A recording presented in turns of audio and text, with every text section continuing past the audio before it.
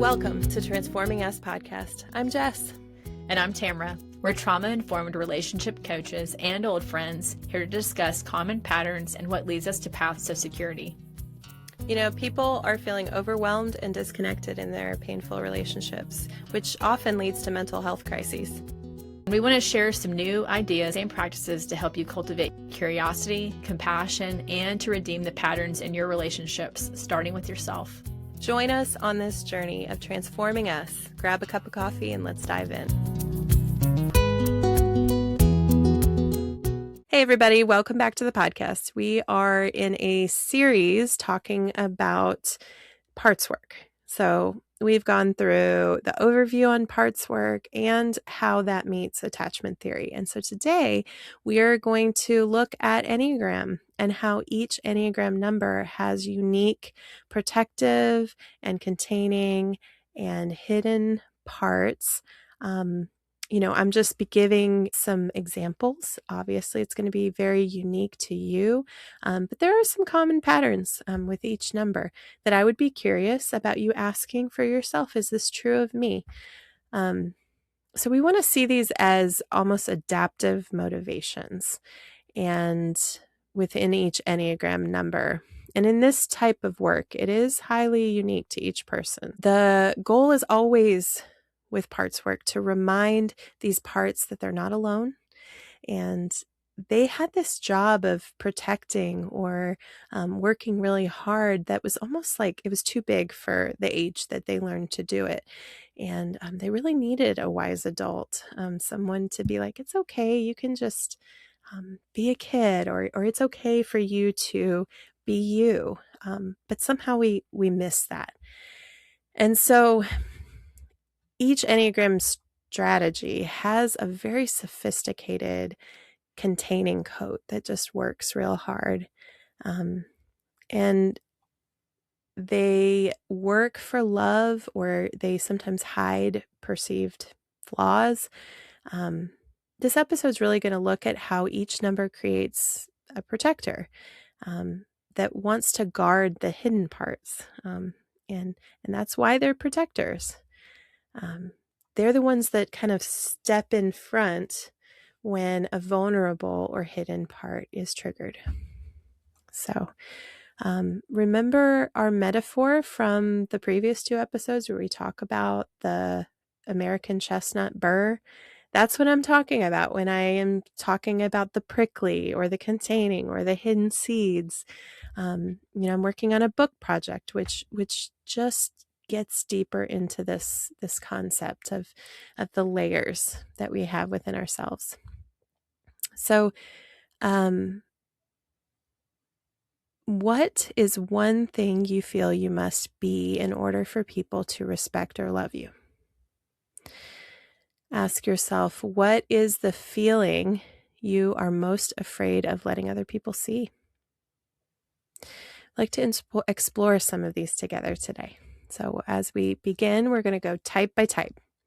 So let's look at the Enneagram 1 first. Okay, what's their hardworking seed coat? It really would be hard work and perfectionism. Think about it. Enneagram 1s love to get it right and to be the most dependable, hardworking person that does it correctly. So that's that coat, that containing coat, those motivations and strategies. What would the protector maybe be?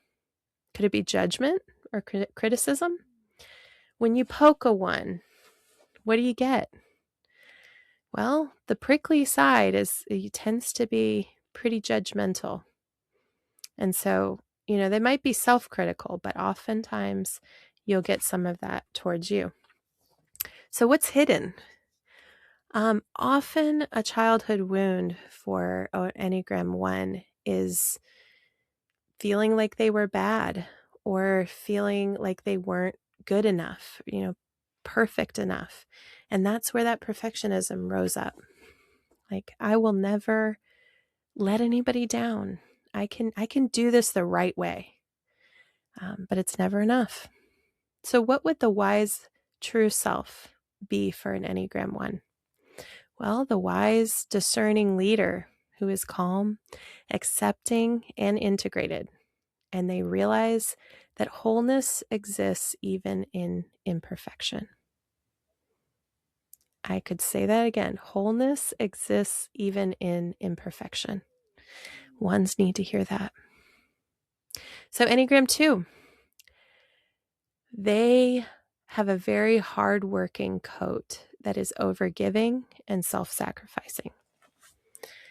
They are others focused and they give that love and helpfulness abundantly. But what is the protective part? Well, we see pride and sometimes martyrdom. It could be nobody's helping me, or I'm all alone, or nobody cares about me. These are going to be the prideful, prickly protectors that come out when an Enneagram 2 is feeling self-protective. What could be hidden beneath the surface? Maybe they were called needy, and maybe they felt like they were unwanted. And maybe that's part of what helped them learn the strategy of overgiving and self-sacrificing, is maybe if they do enough for others and help enough, that they'll be loved, they'll be wanted. So, but what does the wise, true self say if you're an Enneagram 2? Well, the altruistic, wholehearted giver. Maybe somebody who is aware of their own needs also and gives out of the overflow of being filled up rather than a need for validation or love. So, would that be a self-compassionate too? Probably. Someone who takes the time and has margin and gives to themselves. So let's talk about Enneagram type 3. What's their hardworking, containing coat? Well, for most threes, it's going to be performance achievement. Have I done enough? Am I enough? Am I what I do? Well, there's a lot of motivations there that make them want to get a lot done in a short amount of time and impress everyone. So, what about the protective parts? What do you think comes out when you poke a 3? Well, if they're stressed, they're going to be highly focused on efficiency, and they could be pretty impatient with people that slow them down. So you could see frustration definitely boiling when they are not able to achieve their goals. So what might be hidden beneath the surface of an Enneagram 3? Well, if they experienced failure as a small child, or a sense of worthlessness, valuelessness. Enneagram 3s do not want to feel like they've messed up, because maybe there was harsh punishment. Maybe there was social ridicule, and they vowed, I will never lose. I have to win at everything. So that type of vulnerability is very hard. And so what would a wise, true self for an Enneagram 3 say? Well, the authentic, grounded hope giver is what I think about. So they're not wearing masks and trying to be something they're not. They are steady and grounded in hope that they're already good at, but it's real hope. And they also give it to others. They want to see others succeed and bring them along for the journey. They find value in being rather than doing. And they are present, honest, and emotionally accessible. So I'm an Enneagram 4. I know this one all too well. What is the hardworking coat for a 4? Well, for most 4s, it's going to be becoming unique or being really authentic. Just creativity is often a hallmark of a 4. They are what they create, or imagine.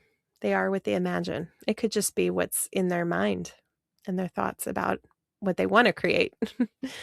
um, so when it comes to the protective parts of an Enneagram 4, they often withdraw into their pain. It could be called melancholy or even just almost depression. But there's something that 4s kind of like about that. Um, it does protect them.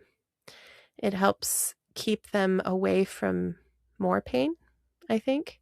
Or they believe that if they withdraw, they're not going to experience any more of it. So what do you think is hidden beneath for an Enneagram 4? I know for me, feeling weird or plain would have been things that I would not have wanted to feel.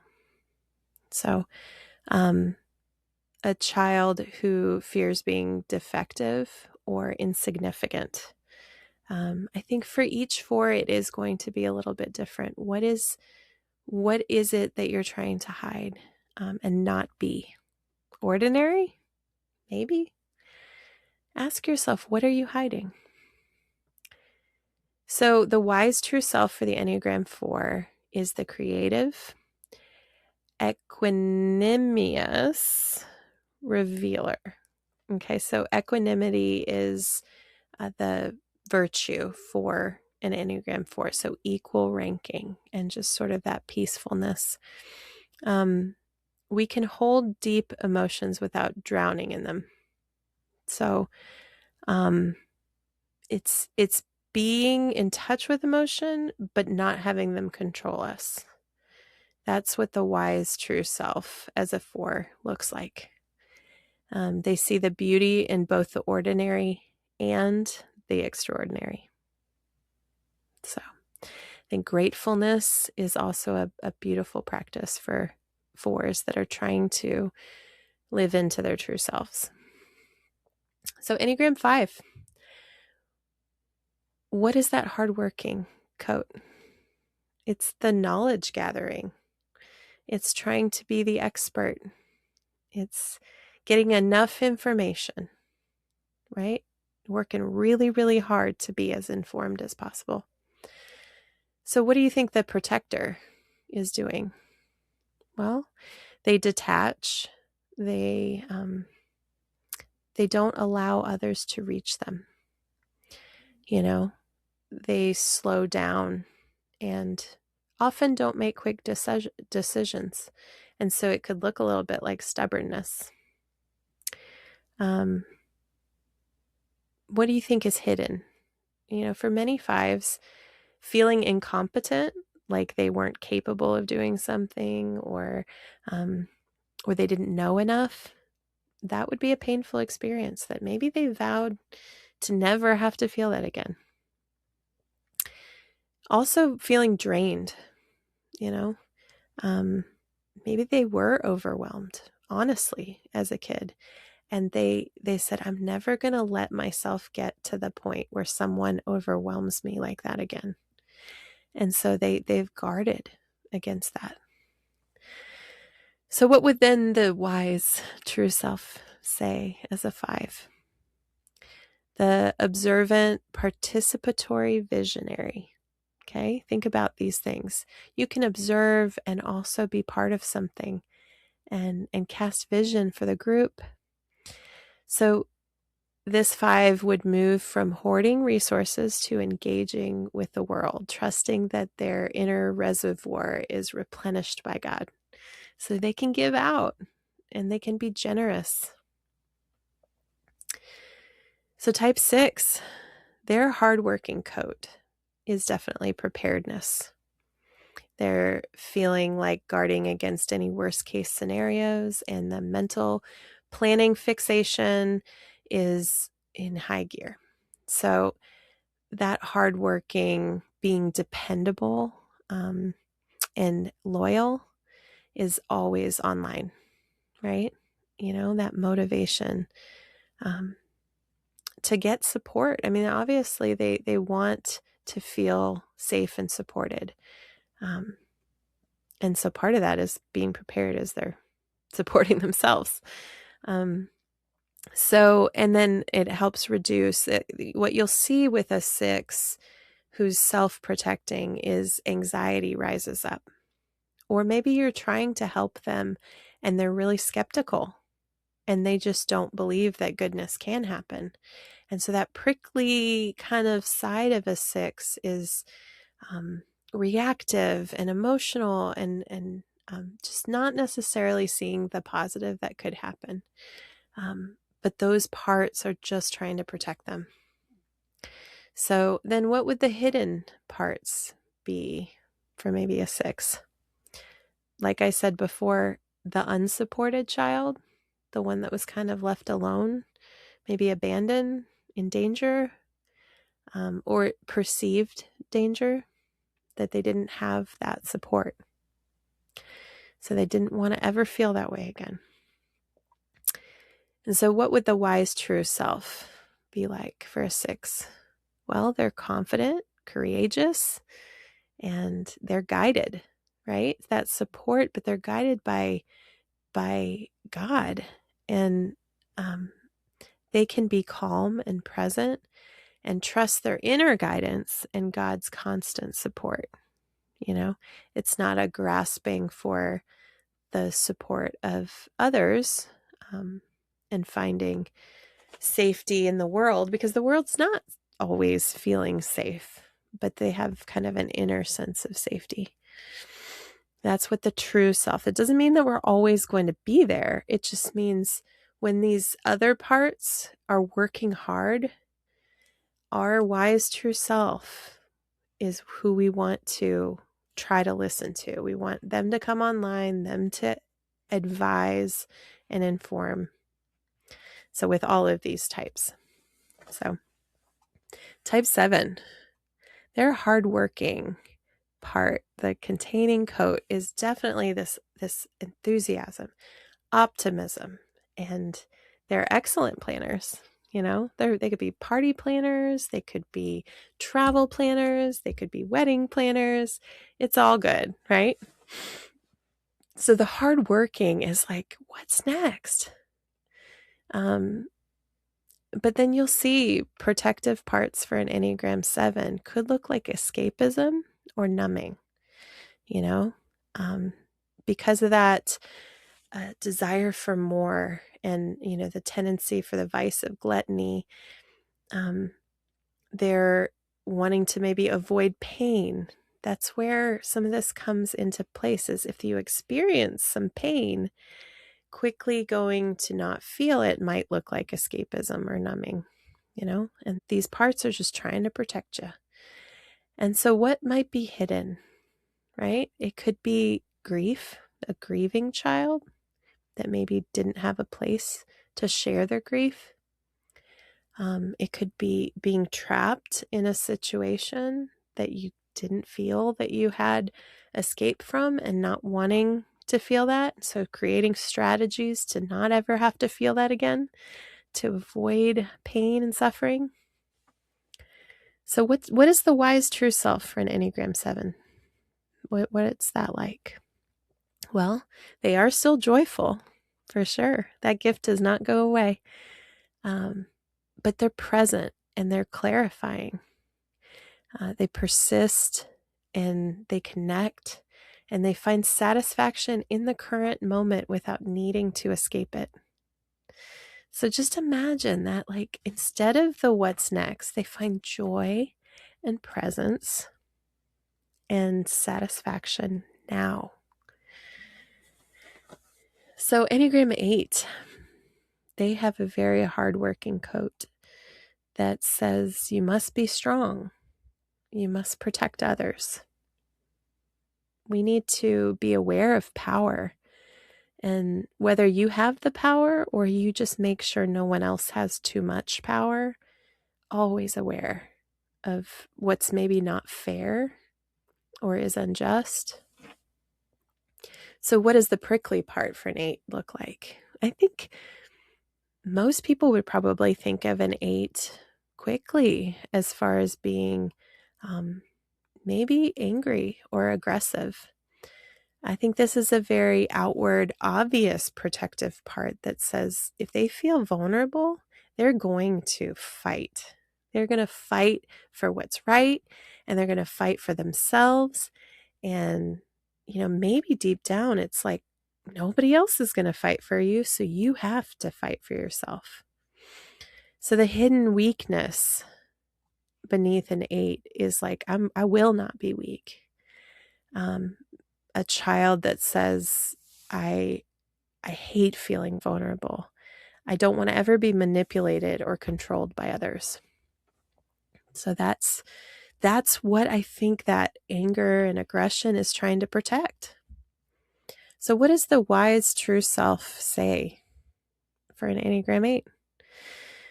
Well, they're patient, they're gentle, and they are still protectors. They have a quiet, gentle strength that isn't motivated by fear and anger, but out of just what's right. And it's steady. So again, not saying an Enneagram 8 has to be like this all the time, but when you recognize that your protectors are running the show, and that you're not allowing any weakness or vulnerability, listening to the patient protector who uses their strength to empower others and become curious and vulnerable and distribute that power while keeping a soft heart. That's going to be wisdom. And then last, we come to the Enneagram 9. What is that hardworking coat for the 9? Well, it's peacekeeping, right? Go along to get along. Be easygoing. Just don't rock the boat. These are strategies that,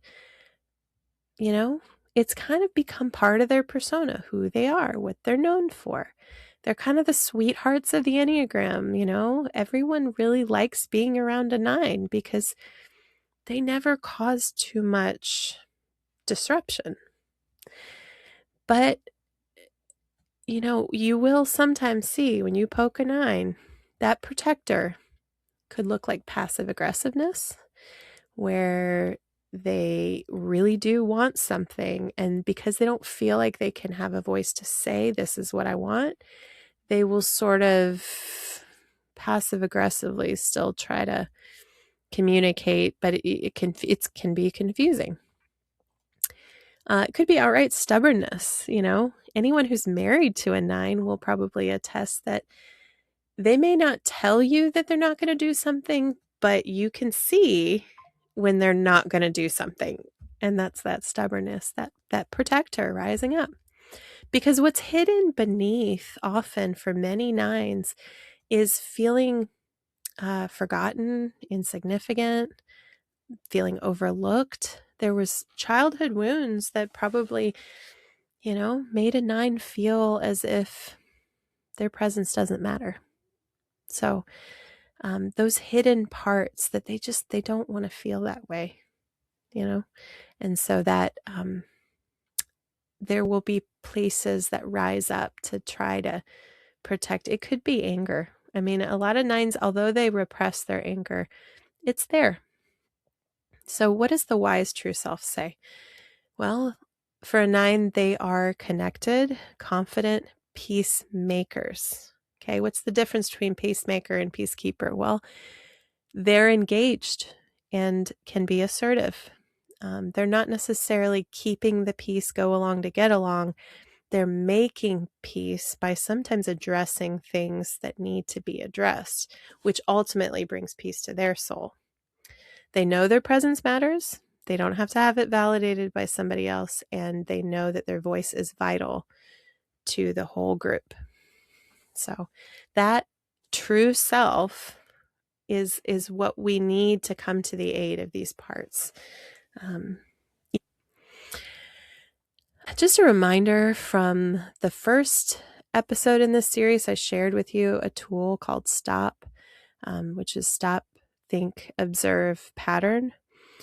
This can be really helpful when you're looking at the different parts that are going on with your Enneagram number. What is that pattern? Is it a hardworking pattern, a protective pattern, or something that you're trying to hide? And then what could be a new pattern. So in Psalm 139, I think we all know that verse where talks about we are knit together, and he understands these parts. He understands the coat that you cover yourself with and these motivations. He understands when you try to protect yourself or what you try to hide. But he wants desperately for us to be who he made us to be, our true selves. So as we close, I want you to think about these 3 questions. How does your Enneagram protector part react when you feel misunderstood or triggered? What is the specific strategy your hardworking part uses to prove you are worthy of love and belonging? And what would happen if you let your true self hold your hidden parts instead of letting your Enneagram protective and containing strategies hide them? Your Enneagram type is sophisticated, designed to protect your most vulnerable hidden seeds from fears of being bad, unwanted, insignificant. While these strategies helped you survive, your wise true self is now invited to step into leadership, moving you from performance and perfectionism towards the authentic presence grounded in God's grace. By inviting your true self to hold these hidden parts, you allow who you truly are to finally sprout and flourish. So, in closing, may you be aware and open to everything that comes to you today, welcoming it all for your transformation. Welcome to Transforming Us podcast. I'm Jess. And I'm Tamara. We're trauma-informed relationship coaches and old friends here to discuss common patterns and what leads us to paths of security. You know, people are feeling overwhelmed and disconnected in their painful relationships, which often leads to mental health crises. We want to share some new ideas and practices to help you cultivate curiosity, compassion, and to redeem the patterns in your relationships, starting with yourself. Join us on this journey of transforming us. Grab a cup of coffee and let's dive in.